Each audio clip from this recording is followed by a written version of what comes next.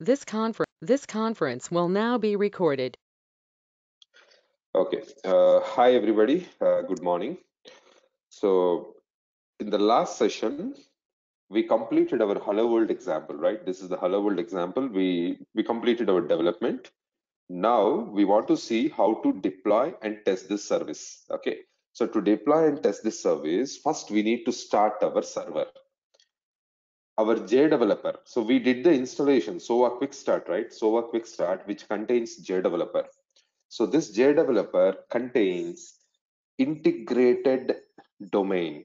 Integrated domain. So yesterday I have shown you the navigation. If you go to Windows, Application Servers, so here you have an option called Integrated WebLogic Server. Just right click on it, and then you need to select the Create Default Domain option. I already created my domain in the previous session. I already created the domain, so it is not highlighted here. Okay, create default domain.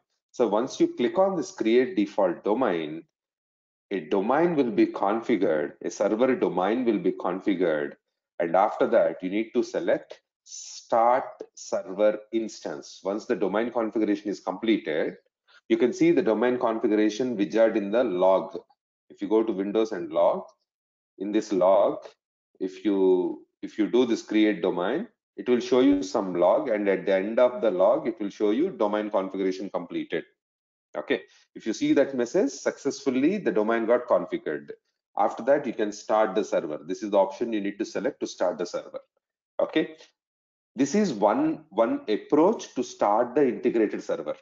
Okay, there is another approach. I mean, the first step is common step. You must you must configure the domain.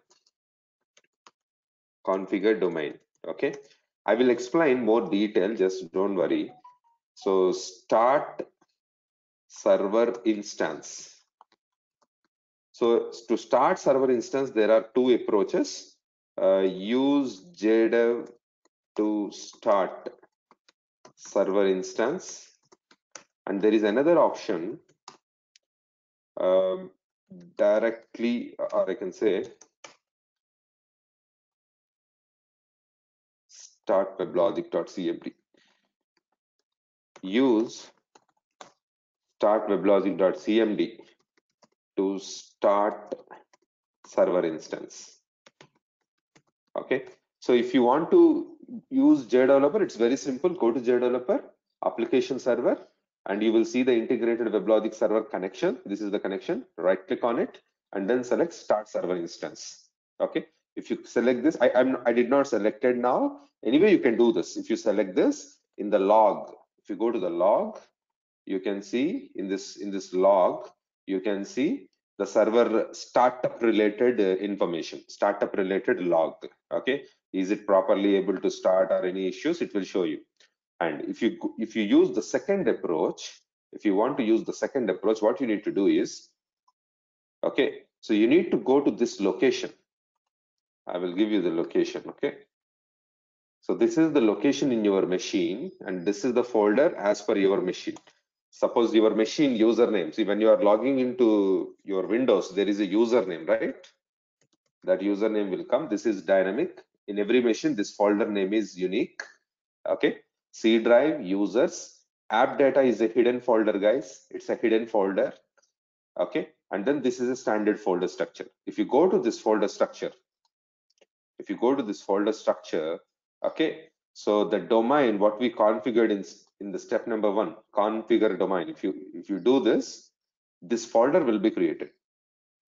Okay, when you are doing the first step, this is the folder created. Okay, so go to that folder. Let me show you. So this is my user. Under user, this is an app data. Observe, this is a hidden folder. App data is a hidden folder. Suppose if hidden folders are not enabled in your machine, what you can do is come to the path, and this folder is not visible. This is a hidden folder, right? If hidden folder is not enabled, this folder is not visible in your machine. So what you can do, C drive users 100905/app data, just type it directly, click enter button, then it will be opened. Okay, under this roaming, and then go to JDeveloper. Under roaming, JDeveloper, Under JDeveloper, you can see your JDeveloper version is 12.2.14. In my machine, I have two versions of JDevelopers, 12.2.13, 12.2.14. So we need to go to system 12.2.14. Okay. Under this, you can see default domain. So this folder will be created only in case you configure the domain in JDeveloper. If you select this option, create default domain, when you do this, then only this folder will be created, default domain. Otherwise, this folder will not be created. Okay. Open this folder and then go to bin folder. Here you can see start WebLogic server.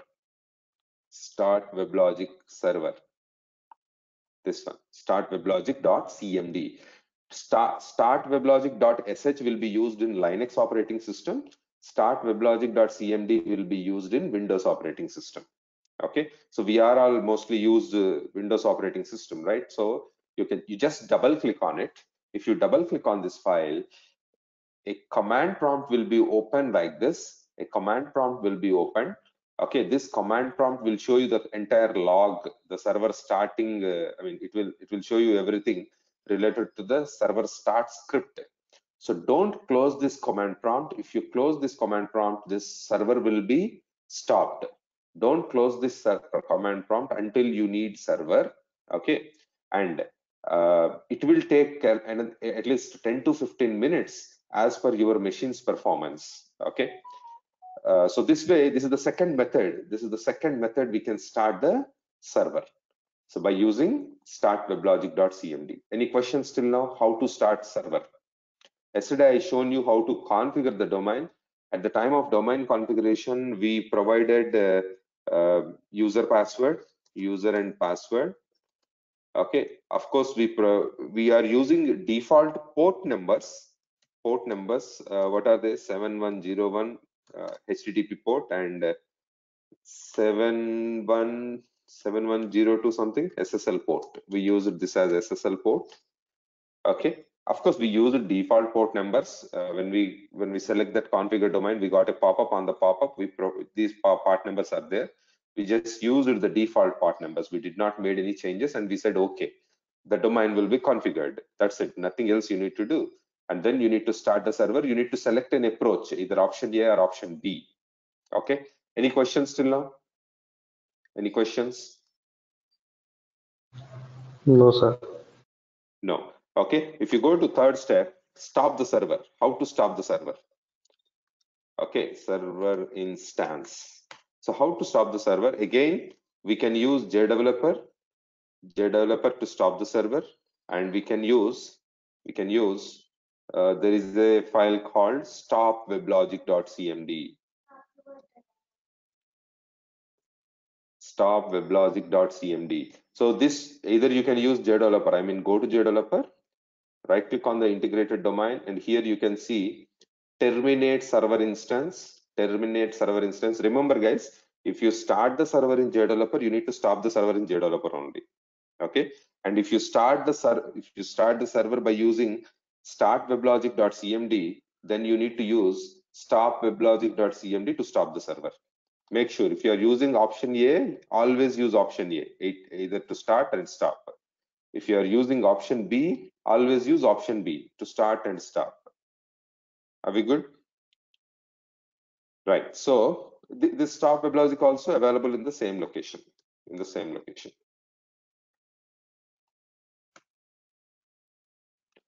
Okay. If you see this, if you go to the same location, you can see a file called stop WebLogic. Okay. There are improper termination of servers. Okay. What we need to do? Suppose if you start your server in JDeveloper, suppose if you close the JDeveloper without stopping your server,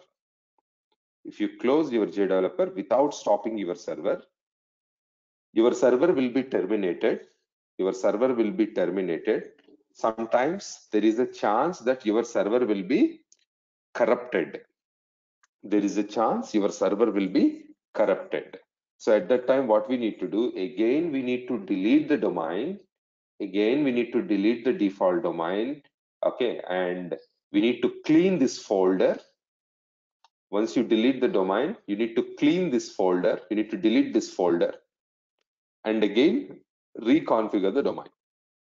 Again, reconfigure the domain. Use create default domain. If you use this one, domain will be reconfigured. So any questions if the server is down and corrupted, how to reconfigure the default domain? Is the approach is clear? Everyone, just give me a confirmation. Yes, sir. Kaja said yes. How about others? Samaya, Sampath, Yes, sir. Kat. Yes, sir. Yes, sir. Come on, guys. If you respond, that gives me boost. Okay, that gives me a more clear picture that you guys are following me. Okay, right. So if you close the JDeveloper, server also stopped. Server will be stopped, and chances of server will get of course terminated, and it may get corrupted as well.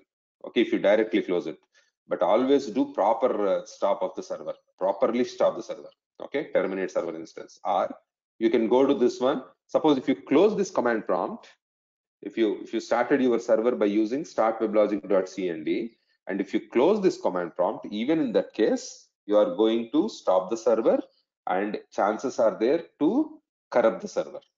Okay, but it is always suggestible to use proper approach. Go to stop WebLogic file and stop your server. As of now, I'm not stopping the server. Maybe at the end of the session, I will show you how I will stop this, but I am explaining you the approach. Okay, done. Now, so once you start your servers, guys, you can cross check your server status. Okay, number one, anyway, you can look into the log and understand, yeah, server is started or not by looking into the log. Other than log, the first approach is log. By looking into the log, you can confirm the server status. Another is you can use enterprise manager. We call it as EM, enterprise manager. Okay, so we can use enterprise manager localhost :7101/EM. So this is the standard URL to open enterprise manager. Okay, so guys, here localhost is the host of the machine where the server was installed. As of now, server is installed in my machine, my personal machine. So I am using the keyword called localhost. Okay, let's assume my server was not installed in my local machine, installed somewhere in a remote machine. Okay, in that case, I need to use the proper host name of the machine. Server host name : port number, and this can be any port number. Okay, port number. It's not always 7101, guys. So the integrated server host name is localhost and port number is 7101. But every time server host name and port number are not same. Maybe the server was installed in a remote machine. At that time, the server may have a different host name and different port number, but the structure of the URL will remain same. This is the structure of the URL. If somebody asks you to log in into Enterprise Manager, we should ask them what is the host name, what is the port number to log in into EM. Otherwise, we cannot log in. Remember this point. As of now, we are using our local server, so we can use this URL to open Enterprise Manager. But if you want to open a server, which is not installed in your machine, it is installed somewhere else. So that server you can access by using this URL structure, but you need to ask for server host name and the port number. Otherwise, you cannot open the Enterprise Manager. Okay, let me use this URL. I will go to the browser. Okay, EM. So once if you click this, it will ask you to provide the login details, or I will use another browser. Okay. So this will ask you the user and password. So hope you remember, right? At the time of domain configuration, we provided a user and password. So the same user and password you need to use to log in. Okay, once you click user and password, so what happened? You can see an Enterprise Manager home screen. You can see Enterprise Manager home screen. This is the home screen. And here you can see the status of the server. Server status, we have only one server that is up and running. We have only one server that is up and running. Any questions? Any questions, guys? No? No, sir. I just want to close unwanted tabs. Oh my God. I closed the tab unexpectedly. Let me reopen. Okay. So this is our enterprise manager home screen, right? Okay, there are different things we need to explore in this enterprise manager. We'll see one by one. But let's come back to our project. So now, what is the current situation? Our program is ready. Hello World program is ready. Our integrated default domain is ready. Configuration completed. And then we are able to start the default domain. Okay. You can use any approach, either JDeveloper approach or start WebLogic approach. I suggest to start WebLogic approach because my JDeveloper will have less impact. I mean, I want to reduce the load on JDeveloper, so I don't suggest to use this connection to start the server. Okay, I don't suggest you to use this one. Is it clear? Done. I suggest you to go and use the start weblogic.cmd file, which may reduce the load on the JDeveloper. Where is it? Start WebLogic. This is the one. If you double click on this one, it will be started easily and there is no load on JDeveloper. By mistake, if you close the JDeveloper also, server will not be stopped. Okay, right. So now, okay, so what are all the things we have? Somebody is asking something. Okay, so we have code ready. SOA service is ready. SOA service dev completed. Okay, development completed. Default domain configuration completed. Okay, and then start WebLogic server. Start WebLogic server. This is also done. Login into EM and check server status. Server status. This is also done. Now the sixth step. Sixth step is we need to create application server connection in JDeveloper. We need to create application server connection in JDeveloper. Okay. I mean, I want to create a connection between my JDeveloper and server. That's it. Okay. It's very simple, guys. What you need to do, go to your Windows, and you can see there must be a connections, resources. Okay. If you go to resources, see Windows, resources, this tab will come. Here you can see IDE connections. Okay. Anyway, there is an option called application server. You can also see a default connection. Either you can use this one, but I want to show you how to create the fresh connection. It's very simple. Select the application server, right click on it, select new application server connection. R. You can see this here. There is a small icon, right? This icon you can use. IDE connections, application server. This is the second approach. For everything, I'm showing you two options, guys. Okay, you can use any one option. So I'm selecting application server.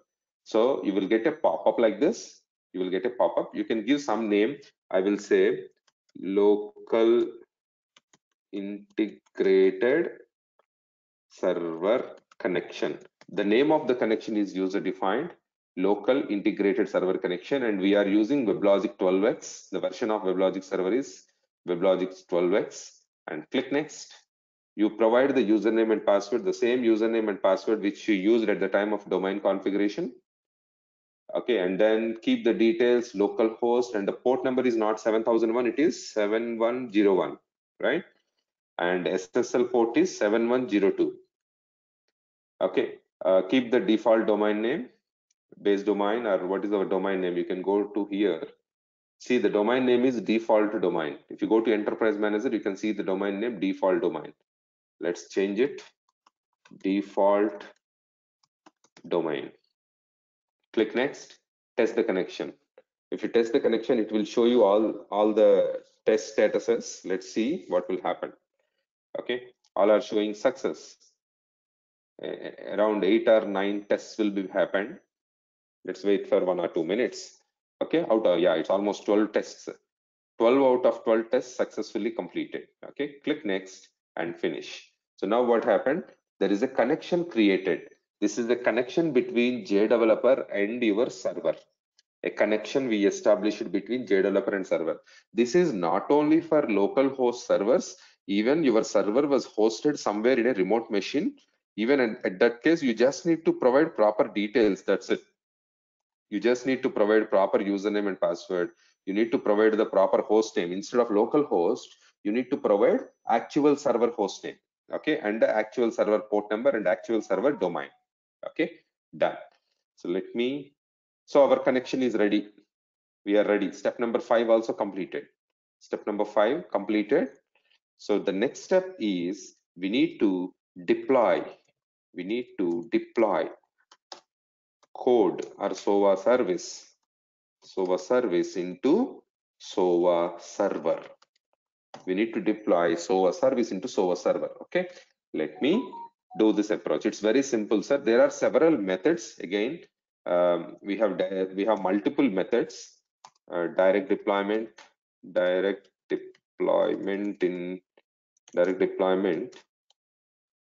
from JDeveloper to SOA server by using application server connection,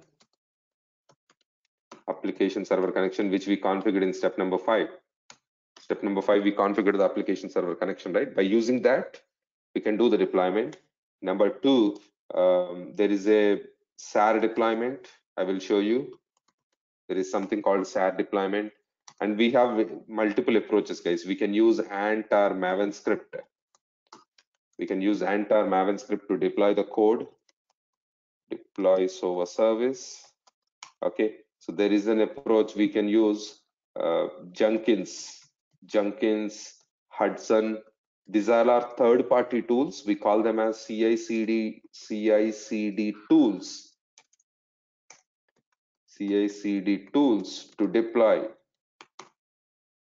any program, not just a SOA program, guys. By using this approach, it's completely a third-party approach. If you use this approach, we can deploy any service into any server. Okay, I mean SOA program into SOA server, Java program into Java server, .NET program into .NET server.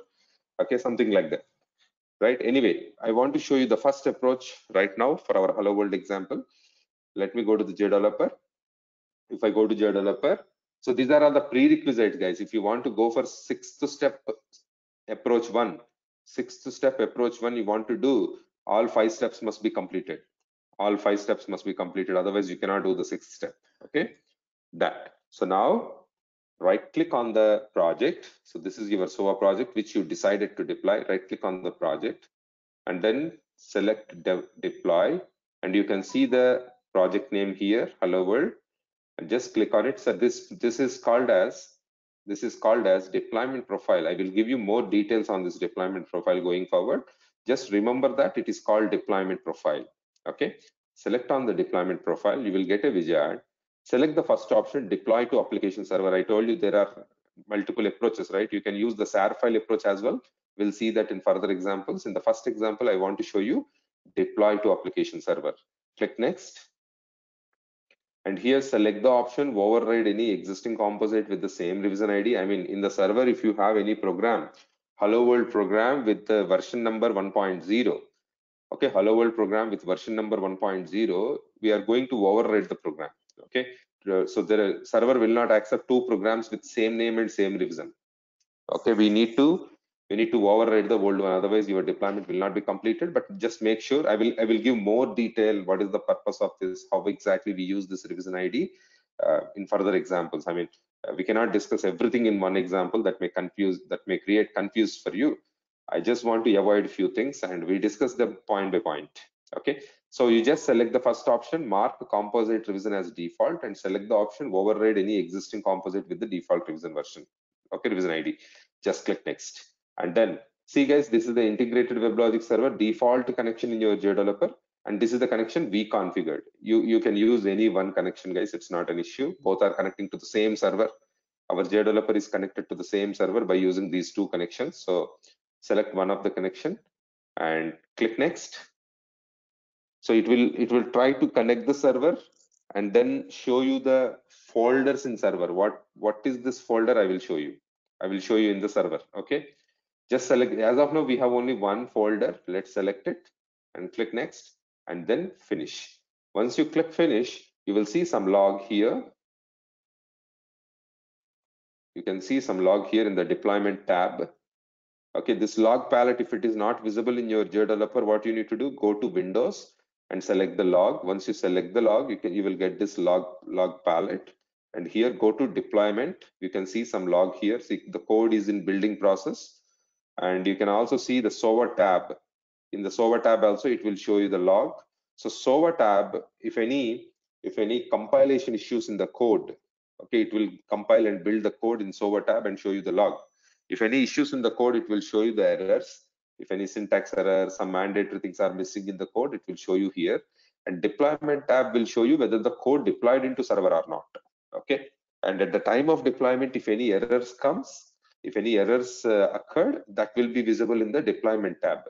Code level, if you have any issues like syntax issues and any other issues, that you can see in the SOA tab. Both must show you successfully completed build. See, the SOA tab will show you build successful. Okay, it took 24 seconds to build the code, and this guy is showing deployment finished. It took 45 seconds to complete the deployment. So altogether, how much time we need? 45 seconds plus 25 seconds. It looks like around 1 minute it took. Okay, to complete the process. Done. So once the deployment completed, so this is how you need to deploy the code. Now we need to test the program. Okay, so this step number 6 completed. Step number 6 completed. So now after deployment, we need to test our program. Test SOA project or SOA service, you can say. Test SOA service. Okay, for this, there are again multiple approaches. You can use Enterprise Manager. You can use any browser. You can use browser to test your web service. You can use SOAP UI. SOAP UI, there is a tool, third-party tool. You can use SOAP UI. Okay, there are different approaches. We can test our SOA service. Okay, let me use the first one. We already know how to log in into Enterprise Manager, correct? So let me go to Enterprise Manager. So this is the Enterprise Manager home screen. Here you can see the domain name. The domain name is default domain. And then you can see there is an option called, target navigation. If you click this icon, then see the label target navigation, just click on it. It will show you one slider. Let it open a slider. So if you are using Enterprise Manager for the first time, whenever you use an option, it will start everything for the first time. Okay, it will take some time. Just give the guy to load itself, and you can see this is the loading icon. Loading icon. Okay, let it show you the slider. So guys, this Enterprise Manager is a dashboard to your server. It's not server. Enterprise Manager is a dashboard of your server. Okay, it's just a UI, but it won't do anything. It is displaying the server related stuff. Okay, and here you can see there is a folder called SOA folder. Click on it. Under this, you can see OSB. This is service bus means OSB, and SOA infra is related to SOA services. As of now, we are working for SOA, right? We need to use the SOA infra option. Just click on it. Just click on it and move your mouse cursor. Let it load. So this SOA infra will show you all SOA related stuff. See, this is the SOA infra dashboard, SOA infra, SOA folders, deployed composites, flow instances, error hospital. We'll see one by one. Okay, as of now, I want to see my program which I deployed just now. Go to deployed composites, or you can go to SOA folders. So the SOA folders concept will help you to organize your programs. So you may have multiple SOA programs, you can organize them. Okay, so if you either you can click, see, we used default domain at the time of deployment. If you remember, see, at the time of deployment, we saw the folder, right? Default folder. So this is the one. This is the one, default folder. Okay, this is the folder we used at the time of deployment. If you click this default domain folder, It is showing, if you see here, it is showing there is one composite. Under this folder, there is one composite. If you deploy second program, it will show you there will be two composites. Okay, either you can click on this. If you click this default folder, it will show you the programs, or you can directly go to deployed composites. Okay, let me click this default folder. Okay, now if you go to here, deployed composites,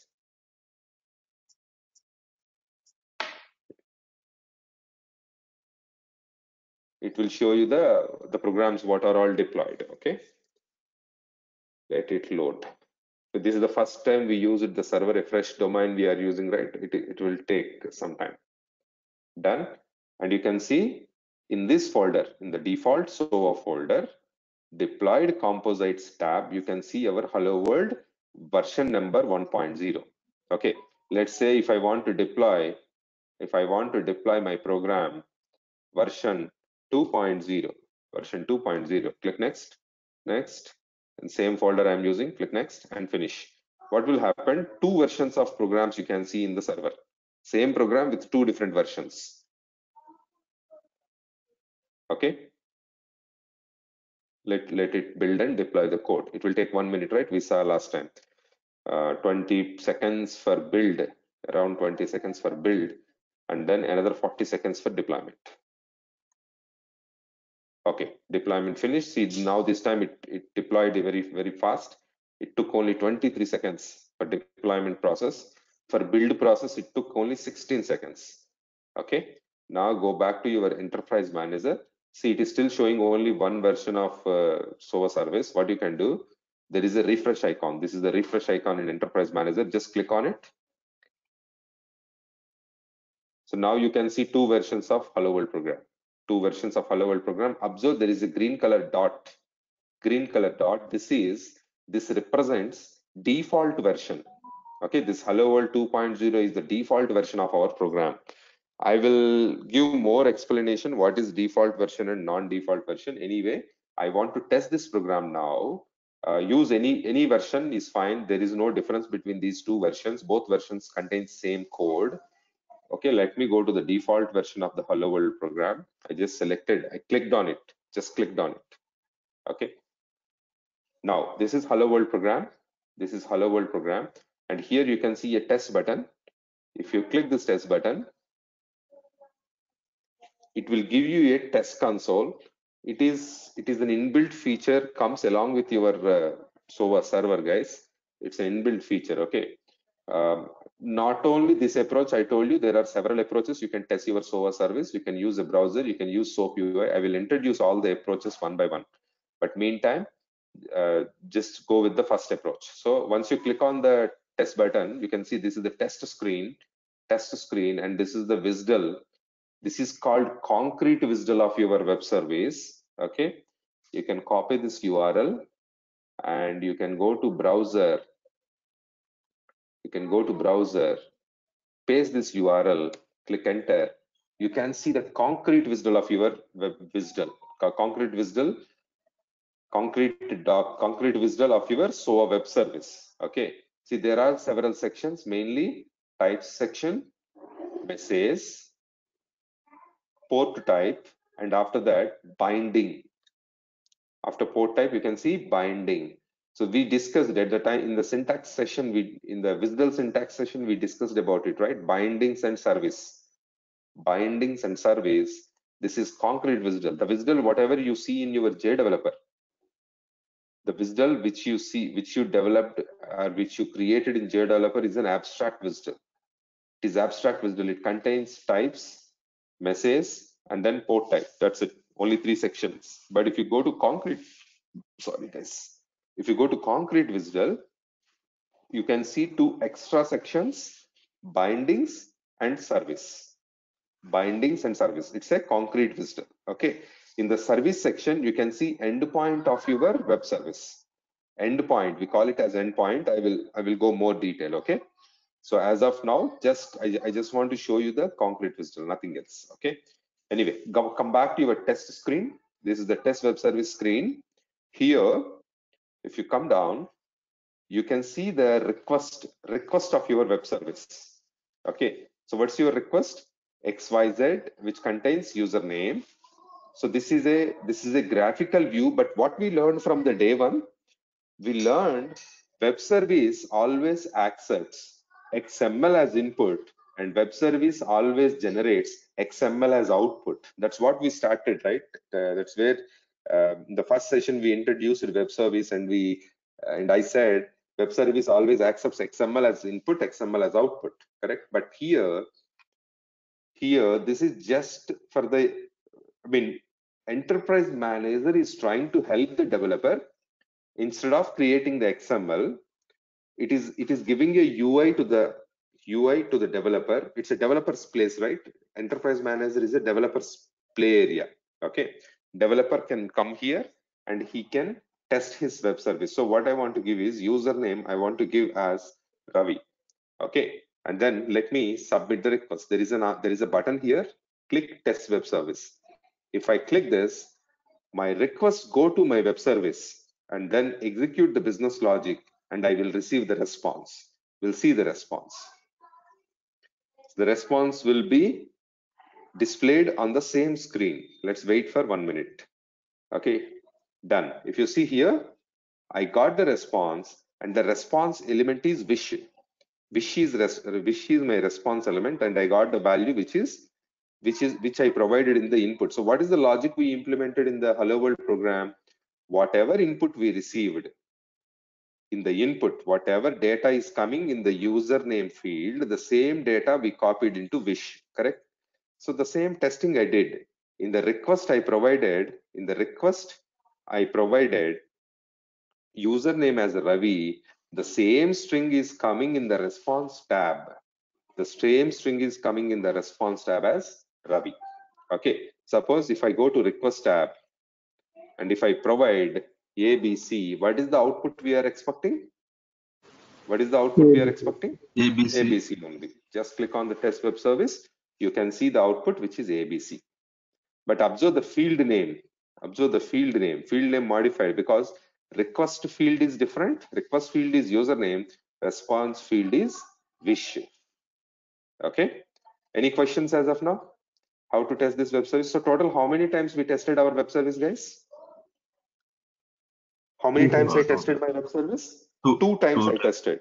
Okay, let me go back to my program. This is the Helloworld program. Go to Helloworld program and Helloworld 2.0. I am in Helloworld 2.0. Okay, here there is an option called flow instance. If you click on this flow instance, sir, SOA program has a special feature.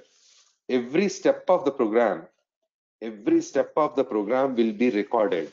Every attempt of the program, you run the program 100 times, 100 instances will be created. This is called instance, SOA instance. Okay, instance 1, instance 2. Okay, every attempt, every time you test your program, there is something called SOA instance will be created. If you open this SOA instance, this is a hyperlink, guys. Flow ID is a hyperlink. If you click on this hyperlink, it will show you what we tested, what we did in the program. I mean, what are all the steps executed in the program? Okay, so if you see, this is the program. The first component is Helloworld service. Go to JDeveloper and observe. Go to JDeveloper and observe. The first component is Helloworld service. From here, control went into BPEL, Helloworld BPEL. See, from here, control went into Helloworld BPEL. Inside Helloworld BPEL, I need to go inside Helloworld BPEL. So if you go to Helloworld BPEL, it will show you. See, this is an audit trail, which is an XML view, and this is flow. This is a graphical view. Okay, it will show you all the activities executed as part of this service. Okay, the first activity is receive activity, and the second activity is assign activity, and the third activity is reply activity. Okay, go to the first activity. It will show you every activity, guys, what are all executed at runtime. It will show you every activity, and it will show you the data as well, runtime data. It's a kind of log. Okay, let me click on this receive activity. It will show you what is the input received. What is the input received? If you observe here, we received the input in XML format. We tested our service in Enterprise Manager, right? In Enterprise Manager, we tested our program.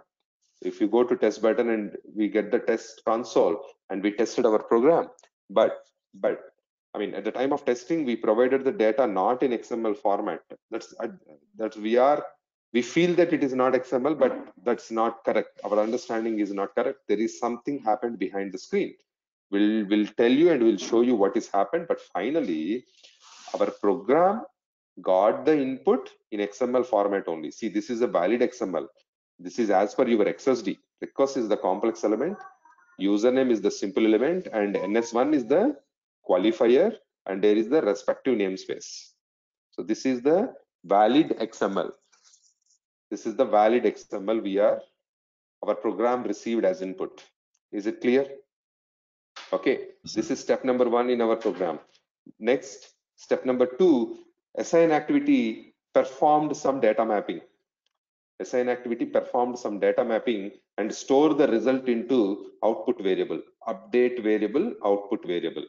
It performed some data mapping and store the result. Assign activity completed. Okay, and then finally reply activity. In the reply activity, you can see the output XML. In the reply activity, you can see the output XML. This is also in XML format. Observe. Okay. So, and then this response will be sent back. We saw the response, but we saw the response in a graphical format, not XML format, some UI format, right? I will explain more detail about it. Then, but so every time when you run your SOA program, one instance will be created. In this instance, every step of your program will be recorded and shown to you. Anytime you can come back to Enterprise Manager and you can open this instance. I mean, even after 1 year, if you open this Enterprise Manager and Helloworld 2.0, you can see these instances. In 1 year, you may test this program for 1 lakh times. All 1 lakh times, you can see this data. You can see the instances. So this will help you to track your program, to debug your program. Okay, what happened? What is the input received to my program? What is the logic applied on my program? What is the response generated from my program? You can see and you can observe what is the behavior of your program. Okay, any questions till now? Any questions? This is the second time I tested my program. Second time, what is the input I passed? ABC. I passed ABC as input, and the response also contains ABC. Wish ABC. Done. Okay, so after testing we can examine, or we can monitor logs by using SOA instance. Okay, every instance will have a unique flow ID. Every instance will have a unique flow ID. This is flow ID. Are we good, sir? If you test it one more time, suppose if I test this program one more time, what happened? We'll observe. This time I will give some different username. I will say Sai and test the web service. You will get the response. You will get the response called Sai. Of course, you can go back to your Helloworld program and you can see the flow instance. Refresh, click on the search button. You can see total 3 instances. Any question? Okay, you can open this instance. You can see what was received in the program as input. Helloworld. You can see the input XML, which is Sai. Okay, so this is how, I mean, it's a small program. Currently, Helloworld is very small program, right? You don't feel the impact of instance, but if you go to a complex program with many activities inside the program, complex logic inside the program, then it is very much helpful to you. In the program, something went wrong, it helps you and it will make you understand what exactly happened at runtime. Okay, yeah, that's about Helloworld program. End-to-end steps. These are all the different steps we need to perform to run one SOA program. In the series of these steps, there are few one-step configurations. Suppose domain configuration is one-time configuration. Okay, and application server connection is one-time configuration. Okay, these 2 steps are one-time configurations. Remaining steps are as per your need you can do. Every time you can design a new program, you can start the server, you can log in into Enterprise Manager, okay, deploy the program, test the program, and monitor the program. These are the steps we repeat for every service. But step number 2 and step number 5 are one-time jobs. You can do one time and leave it. No need to do it for every program. Okay. This is about how to design Helloworld program and deploy and test the program. So do you have any questions? So no, every concept is not over. Every concept I just introduced it. Okay, how to what we do in Enterprise Manager, how to do the deployment, how we do the testing. I just introduced it, but there are multiple things we need to learn. We will learn more detail in every new example. Okay. So for the first example, this knowledge is enough. You can start, you can kick off your first program and deploy it and test it. Okay, any questions? Yes, sir, I have. Yeah, go ahead. Yes, sir. Shall we create a new folder, sir, instead of default folder Yes, we can. on EM console? Yes, we can. If you go to Sova Infra, there must be an option. That's what I said. It's not over. I just introduced you the things. Okay. There is an option. We can create new folders as well. Let me go to Sova Infra. Any other question, guys, other than this?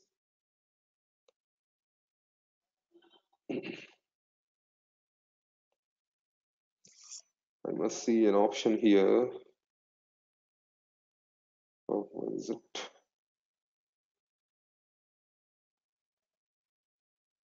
Manage Sova folder. Okay. If you go to manage Sova folder, here you can see a create button. You can Yes. create a new Sova folder. I will say test. Okay. I just said test. Say okay. Then what happened? A new folder will be created in this list. And then if you want to deploy this program, yes, you can deploy this program. I will say Hello World 3.0. It's not mandatory to change the revision every time, guys. Okay. I just want to show you, and for that reason, I'm doing this. It's not mandatory to change the version number every time. See, you can see default and test. Yes, sir. Okay. So whichever folder you want to deploy your program, you can select that. Done. Any other question? And if you don't want this, you can delete. You can delete the folder. Any other questions? No? No, sir. Okay. So let's complete your practice. Okay. Let me stop the recording. This conference will now be recorded.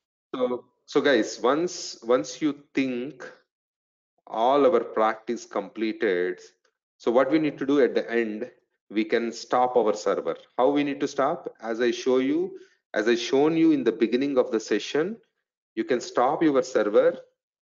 Just right click on the integrated WebLogic server, and you can select terminate server instance.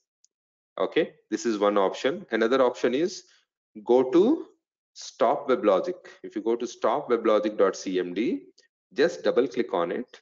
This way you can stop your server. So don't do, I mean, you always stop the server gracefully. Don't terminate it instantly. That may corrupt your domain. So I always suggest you to do proper stop of the server. Okay. Either in the developer, you can choose that option, terminate server, and in the command prompt, you can choose stop weblogic.cmd. Any one approach you can use. Okay. I just want to show you. That's why I again recalled the recording. Okay. I mean, it may take another 2 to 3 minutes to stop the server. And after that, these command prompts will be closed by themselves. We no need to close them. They will be closed by themselves. Okay. That's how you can understand server was stopped. At that time, if you try to open this enterprise manager, it will not open. If the server is down, the server stopped, this enterprise manager will not open. Okay. Right. So that's it, guys. That's it for today. Let me stop the recording. Okay, I just stopped.